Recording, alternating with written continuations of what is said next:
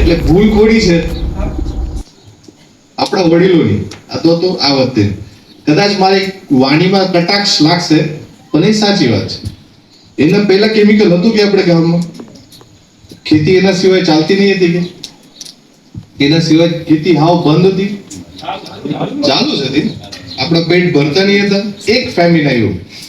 ફેમિન in the sense એ દુષ્કાળ.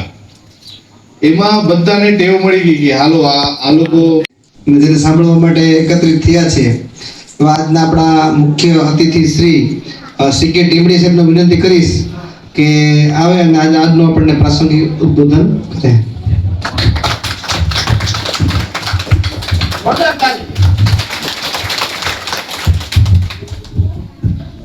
મોરચાના પણ પ્રમુખ એમને પણ મોટી જવાબદારીઓ સાથે આજની આ બેઠકમાં ઉપસ્થિત થયા છે. એટલે મને કહેતા આનંદ થાય છે કે આજનો કાર્યક્રમ ખાલી ભેગા થઈને લાડુ ખાઈને છૂટા પડવાનો નથી. અહીંયા જ્યારે કહેવામાં આવ્યું કે આમાંથી કેટલા મિત્રો પ્રાકૃતિક ખેતી કરે છે અથવા તો ખેડૂત કેટલા પ્રાકૃતિક ખેતી કરે છે, તમારા એક દિલીપભાઈએ હાથ ઊંચો કર્યો અને કોઈ બીજા ખેડૂતે હાથ ઊંચો કર્યો. દિલીપભાઈ તો મીઠાપુરના છે, એટલે દલકાણીયામાં પ્રાકૃતિક ખેતી કોઈ કરતા નથી. કદાચ જાણતા હશે પણ એ દિશામાં આપણે આગળ વધ્યા નથી. મિત્રો, પ્રાકૃતિક ખેતીની જરૂર શા માટે છે?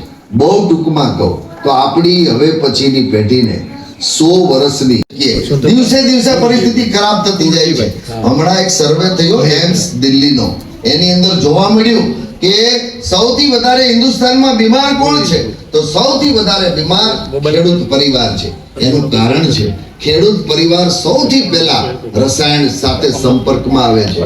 સૌથી પહેલા રસાયણની અસર ખેડૂત પરિવારને થાય છે. શાકભાજી, કઠોળ, ધાન્ય દવા છાંટી અને પહેલું ઘરે આવે છે. તમને એવું લાગે છે કે અમે આ શાકભાજીમાં દવા નથી છાંટી, અમને કંઈ નહીં થાય, પણ તમે રસાયણ જે ખેતરમાં નાખો છો અથવા તો રસાયણના છંટકાવથી